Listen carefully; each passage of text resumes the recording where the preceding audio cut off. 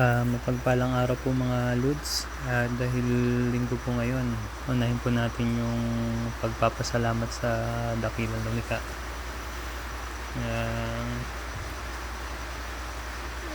Ito po, negotiative prince po to. Para sa akin, effective po, base sa experience ko.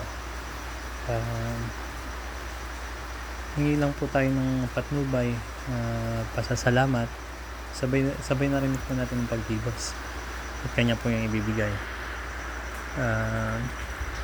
Wala po tayong dahilan para masabing wala tayong oras. Ang gawin po natin sa araw ng Sabado, matulog tayo ng maaga, yun, gising ng maaga, unang misa, attend na po tayo para magkaroon tayo ng sapat na oras sa ating mga pang-araw-araw na gawain, lalo na yung pagninigosyong ginagawa natin. Mga Lods, subukan nyo, effective po to.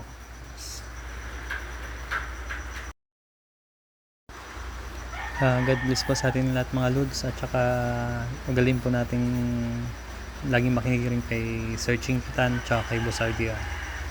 Malaking tulong rin po sa atin yan. Marami po tayong matututunan. God bless po mga Lods, good morning at ingat po tayo. Salamat po.